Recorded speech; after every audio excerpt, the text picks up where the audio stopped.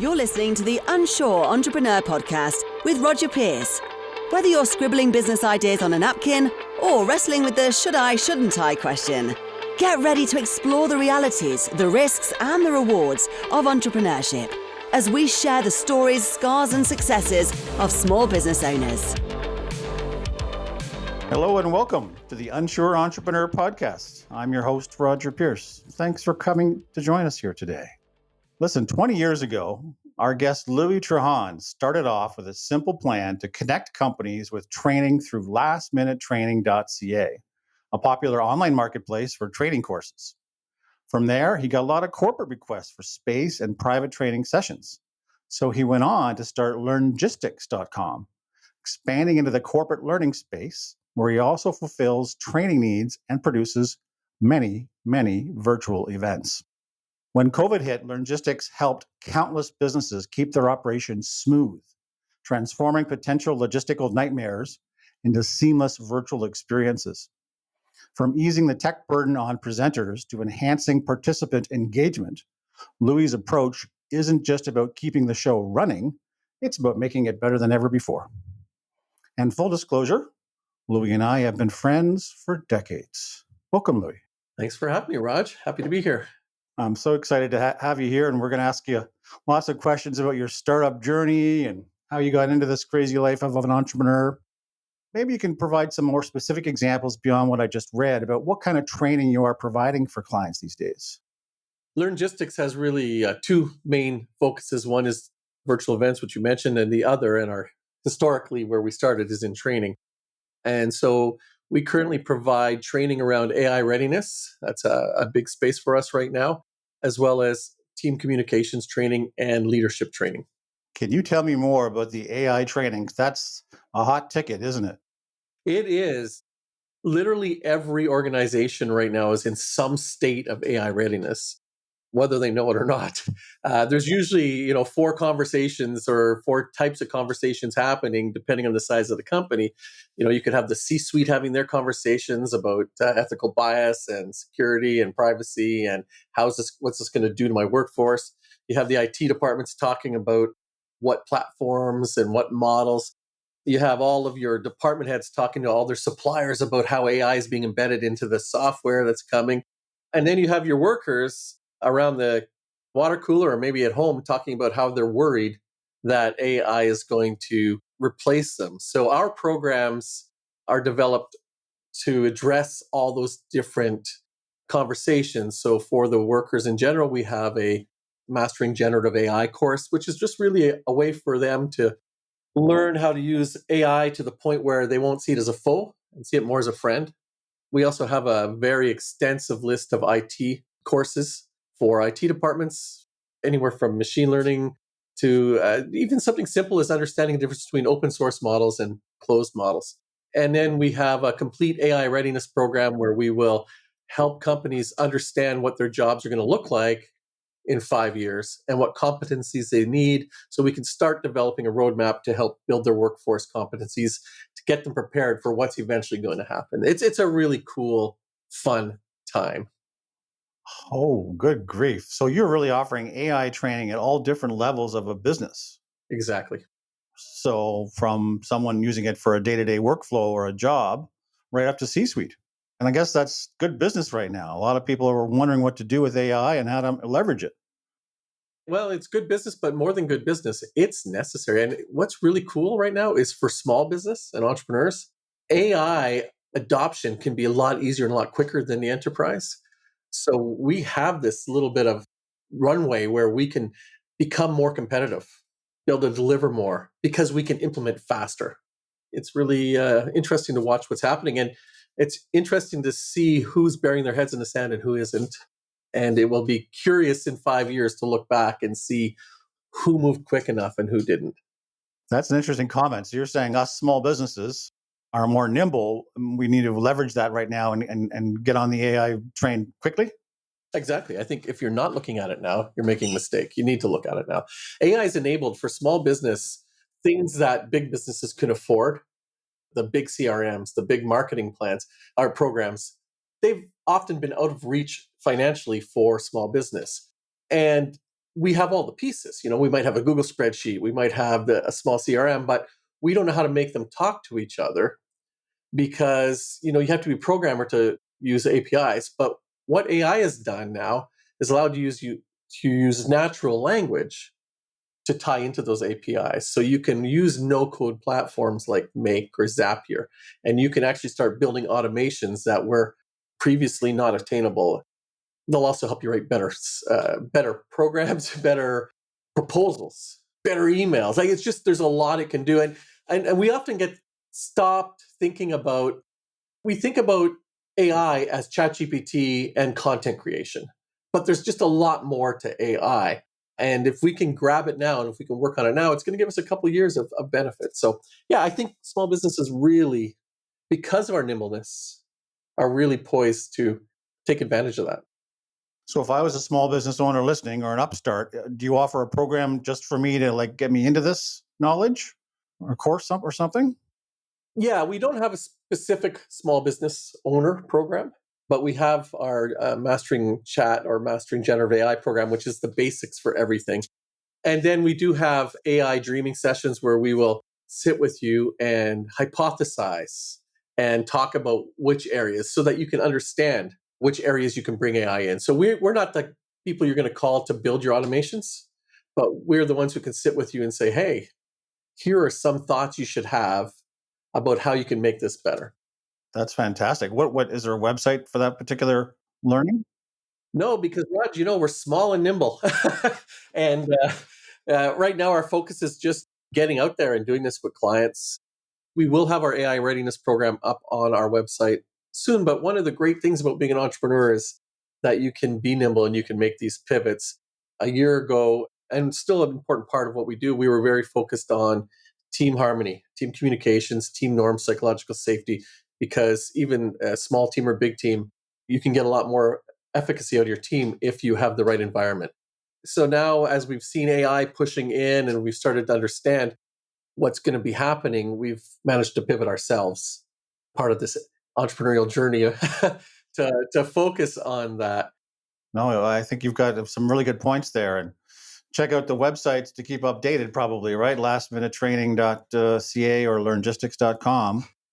On that note, I want to pivot a bit too and talk about virtual events. I know this is one of your passions. You guys, and I've worked with you on this, can set up a very complicated, looks complicated, but it's not, I guess, virtual meeting space. So if I want to have a conference with 500 people and I'm in Toronto and I want to invite people from all around the world, you can help me do that, right? We offer virtual production on a number of platforms. So if you're working within Zoom or you're working within WebEx, we know how to use the meetings, the webinars, the Zoom events platform. And we also have our own platform that we build with a partner where we will custom build the venue for you. And you can think of a venue just like you would think of a lobby in a conference center. It's a place you walk into and you have signs that show you where to go. And that's how we build our venue. We build our venue so that you can walk in and there might be a games room, there might be a meeting space, there might be a networking room, there's a main stage. And then when you go into those rooms, doing air quotes here on your podcast for rooms, then we are connected to different technologies. So on the main stage, we may be broadcasting a very high quality stream with lower thirds, animated backgrounds, full HD graphics. But you may go to a breakout room and you're joining a Zoom meeting. So what we do with that container is just use it to bring different tools to the table to build that conference, because we don't think you should be stuck. You shouldn't plan your conference based on a platform. You should select your platform based on what you need for your conference, because all you should be thinking about is the attendee experience and how it affects your brand.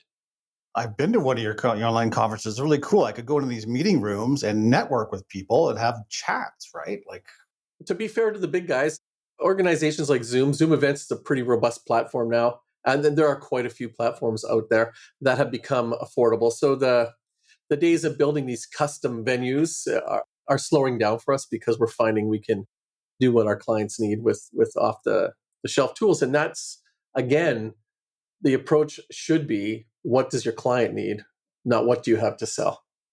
Okay, so there's the platforms and they're getting more and more robust. That's great. But you guys take it a step further because I'm nervous, let's say, as the host of the event about my tech, my audio, my video. How do you help me look good and sound good?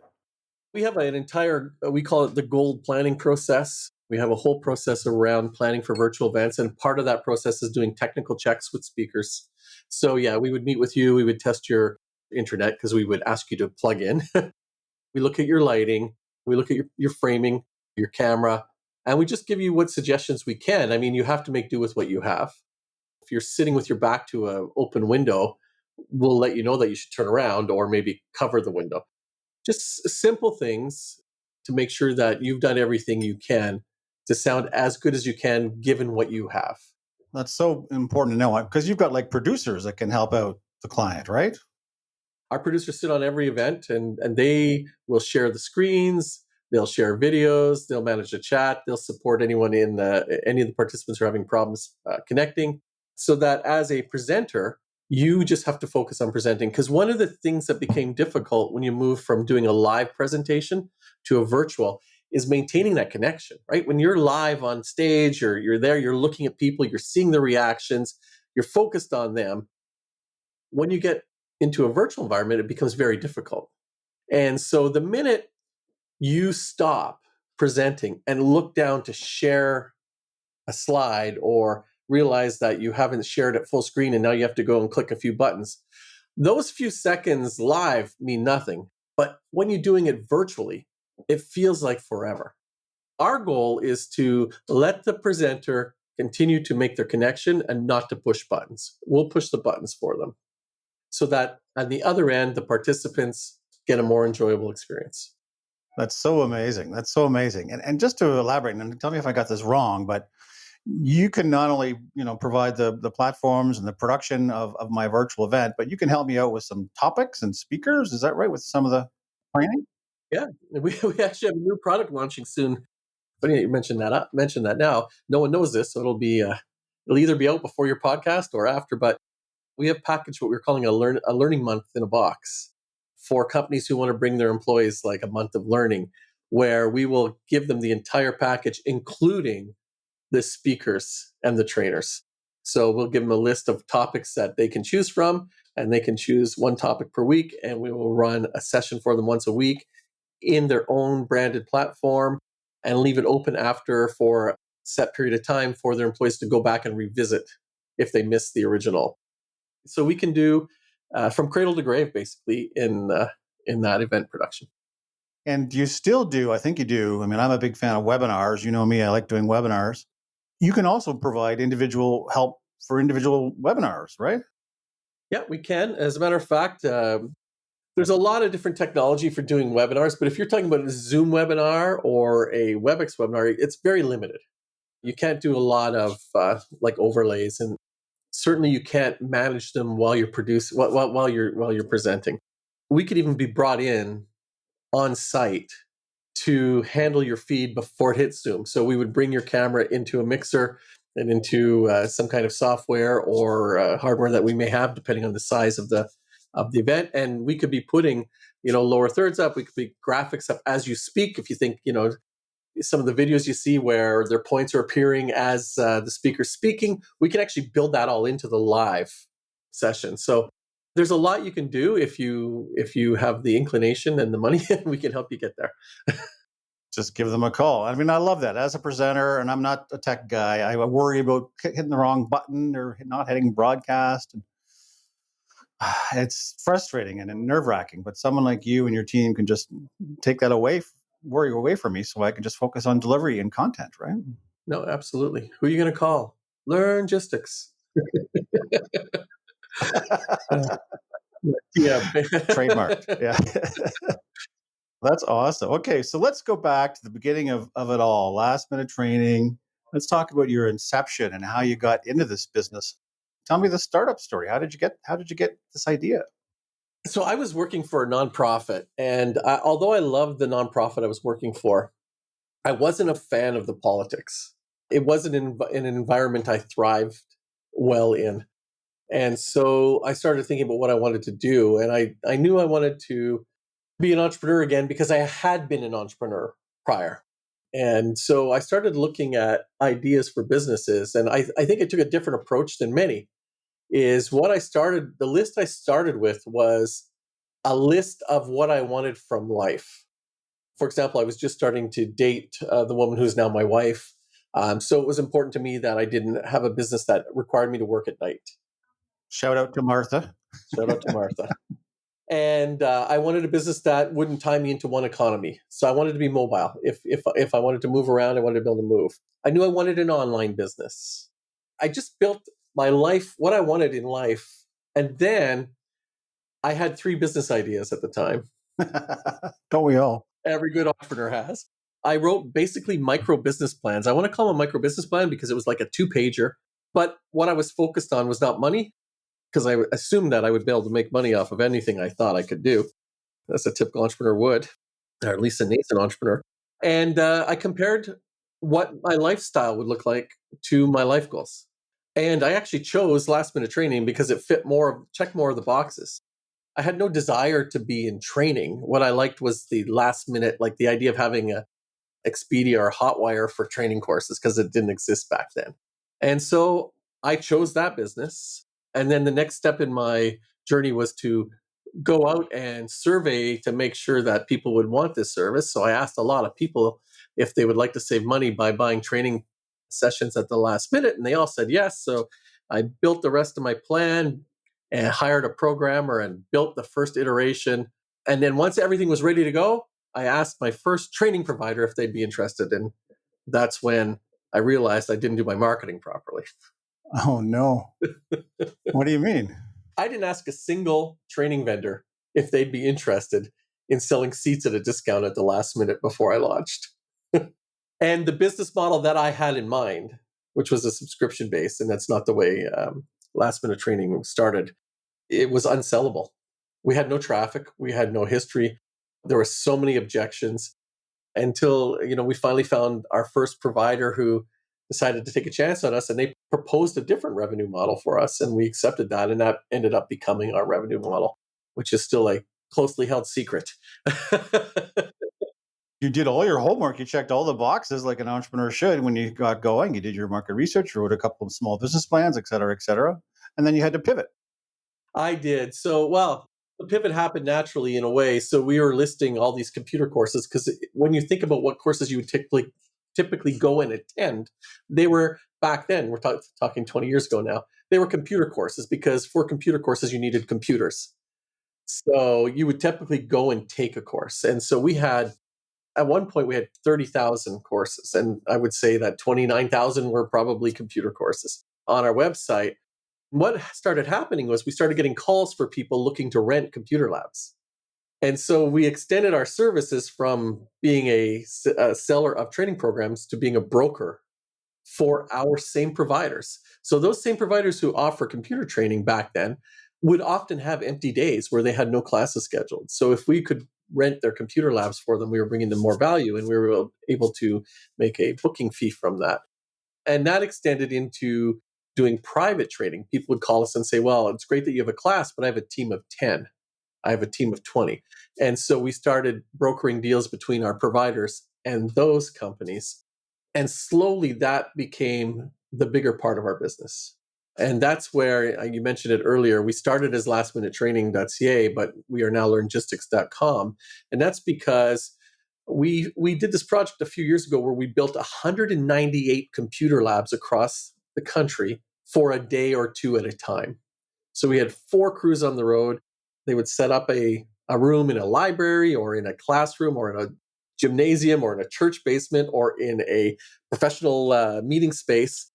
And we would set up all the AV equipment. We'd set up all the computers. We would do the guest rooms. We would do all the work around the logistics of this program. And we did it it was quite a long program. We did it very successfully. And at the end of that, we stopped and we said, okay, the biggest part of our revenue now comes from corporate services, but we still call ourselves lastminutetraining.ca, which is a website, and people just don't understand. They can't make that connection. And so Learngistics launched because Learngistics stands for the logistics of learning.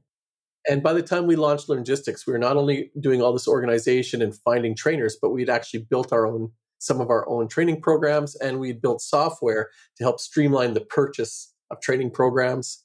We'd even built our own micro LMS for training rollouts to help our clients manage them.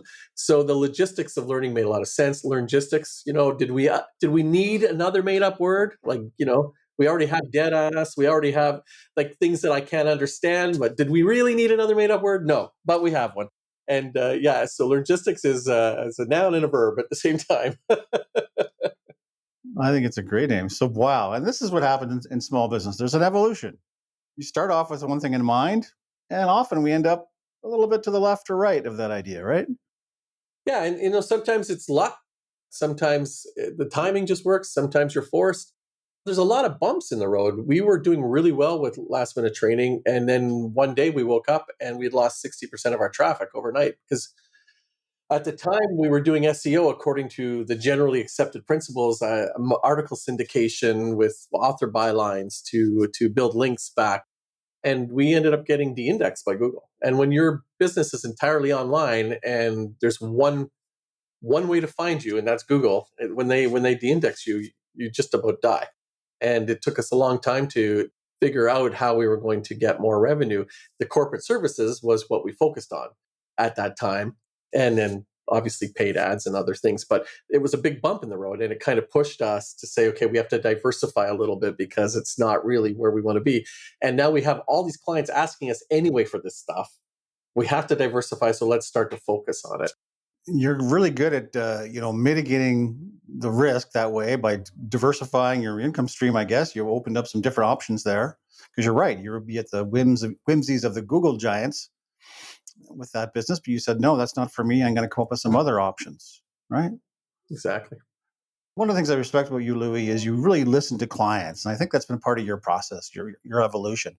As you just described, you really listen to the needs of the client, and you go, "Hey, wait a minute, we can do that." And that's been a lot of your success, hasn't it? Listening to clients. It has been a lot of my success. It's also been a few bumps, but definitely listening to the client to see what they need and see what we want, and to approach every need with the same value. I was very good friends with another person, and I am very good friends with a entrepreneur mentor who really promotes this idea of distilling your values down to one word. And for us, our one word is delight. And we were there before FedEx started putting it on their packages. We've been offering delightful service for many, many years. And that's kind of been the answer to our question, can we do this? It's more like, can we do this and delight the client at the same time? Because just because we can do something doesn't mean we're going to make it delightful. And if we can't make it delightful, we don't want to do it. And that has, we've caught ourselves saying yes to projects because we really want to help clients and delight them and not being able to deliver well and have to say, you know what, in the future, we're going to have to say no.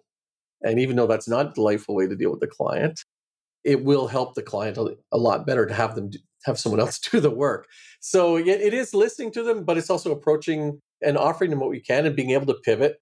But you also have to keep it within your wheelhouse. So, in your opinion, is the client always right? No. But as long as they think they are, I'm good. That's a tough one.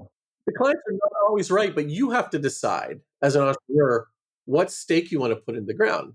I have given money back to clients who have not been 100% happy, but their expectation was completely misaligned with the project. And you go back to the project and say, but this is what we're supposed to do, and we're doing it. And a good example is we did a book launch for somebody, and we give technical producers. You give us a script and we're going to switch the screen. We're going to do this. We're going to do that. We're going to do this. But this person had a entertainment background, TV background.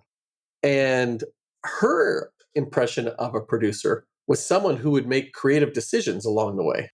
And so she thought that we would just know that now is a good time to do this and that and flow. And that wasn't what she hired us for. We could have done that, but that wasn't the spec. So was she right? I mean, I don't think she was right because we provided exactly what we want. So was she right to be unhappy? But at the end of the day, it doesn't matter if she was right or not. Like, she's still my client and it's still my reputation. I'm not going to say, oh, you were wrong. I'm going to say, I'm sorry. Next time we'll do better and learn from it. And what I've learned is to confirm what kind of producer you're looking for. The customer's not always right, but you don't have to let them know they weren't. But on that note, too, I talked to someone else in another episode about customers, selecting our customers. You're at the stage now, you're very successful with this business. You don't have to work with everybody who comes along. You can pick and choose. But for a upstart, think back to the days when we had no money and no clients. It's harder to say no to that paid job, isn't it? So what do you say to that? What do you say to someone about saying no to client jobs? It's a lesson we learned late. I don't know if you can say anything, Roger. I think it's part of the entrepreneurial journey. But what I would suggest is that you come up with a list of stop questions. When you're talking to the client, in your mind, you're asking or you're looking for the answers to those questions. How much do they align with your values? And if they don't align with your values, it's probably a stop question because you don't want to work with them. If you have a certain size and you know your budget's going to be higher, if you're building a service that's going to be of benefit and easily attainable for a company of 200, and you're talking to someone and they say, "Oh, I have 5 people," you might want to have a stop at that point, right? So you just need to build those stop questions as you go. I don't know if you can do it in the beginning because, like you say, first of all, you don't really know your limits sometimes in the beginning. And as an entrepreneur, most entrepreneurs have this ability to grind through things. Like, oh, you need me to do this? I'm not just going to say no. I'm going to figure it out.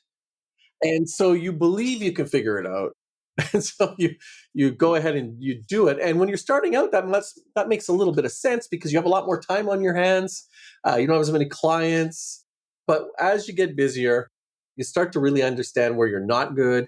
A great example, I was just before this call was quoting a client who's doing a hybrid conference. And there's a lot of live production mixed with virtual production. We do a certain subset of live production, but at some point, we know that there are other companies that do it better. So I was talking to a partner of ours who would do that piece better. Now, could I have said, yeah, we'll do it ourselves? And could I have grinded through it? Probably yes. But for the amount of money that I'm going to make versus outsourcing it and the amount of time it would take me from managing my business, it just doesn't make a lot of sense. And from a customer delight, they're going to get a better experience with the partner. So you have to know when to say yes and when to say no. And it's a learned. It's not something that's taught overnight for sure. When to say yes, when to say no.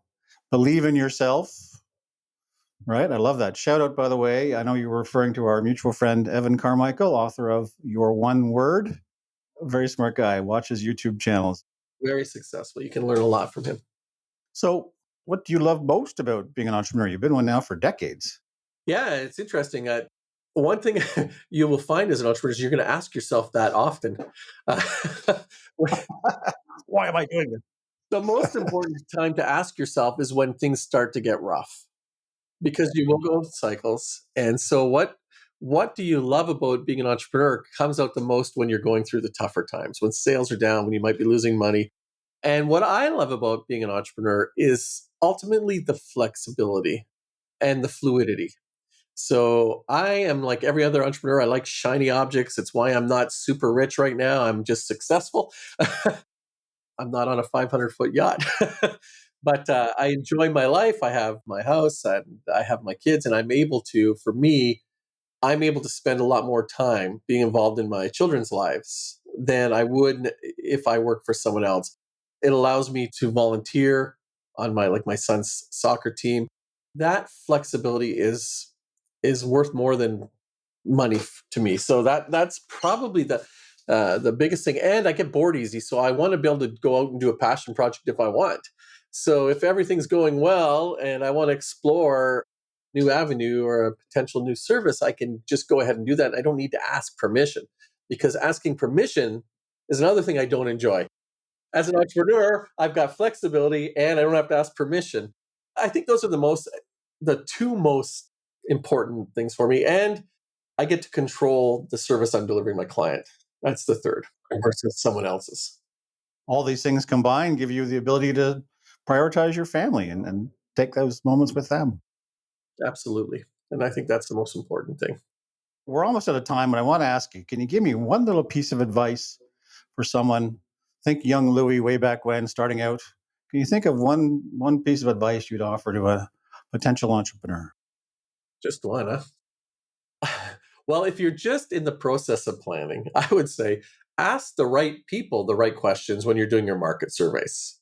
Because although I've made it this far, it's been a grind. And had I asked the right questions, I probably would have understood how difficult it was going to be to launch the way I did. And I may not have done it. I mean, I'm happy I did now, but that's because I'm stubborn. So yeah, make sure you do. The old adage, you build it and they will come, isn't necessarily true. So just make sure you do your research and understand that it's not going to go the way you want. So the more questions you can ask and the more input you can get from potential clients before you start, the better you'll be. Ask the right questions. I love it. Great advice. Thank you, Louis. No problem. And Raj, I have one more piece of advice, if you'd like, that I have come up with myself. Don't blow your nose while you're sitting on the toilet. And what that means, if someone's trying to get you into a deal or into a project or something, and it seems like it's going to stink or has potential to stink, walk away. Just keep yourself away from those situations. So don't blow your nose while you're sitting on the toilet. And you heard it here first on the Unsure Entrepreneur, everybody. Oh, fantastic. I love it. Thank you so much. And unfortunately, that's all the time we have. I want to thank you very much, Louis Trahan, for sharing your entrepreneurial journey and wisdom with us. It means a lot to me and our audience. But before you go, if a listener wants to connect, what's the best way to reach you? We have a form on our website, learngistics.com. You can connect there or look me up on LinkedIn. I think you just look for @Louis Trahan. And I think I'm one of the few Louis Trahans on there, and that's LOUISTRAHAN. And I pretty much accept any LinkedIn requests. So go ahead and link me up. Awesome. Wonderful. Thanks again, Louis. And to our listeners, thank you for being here, and be sure to return next time for more insights from the Unsure Entrepreneur. Bye for now. That's it for this episode of the Unsure Entrepreneur podcast. Thanks for listening. Be sure to subscribe so you don't miss other candid conversations with small business owners. And be sure to check us out at unsureentrepreneur.com.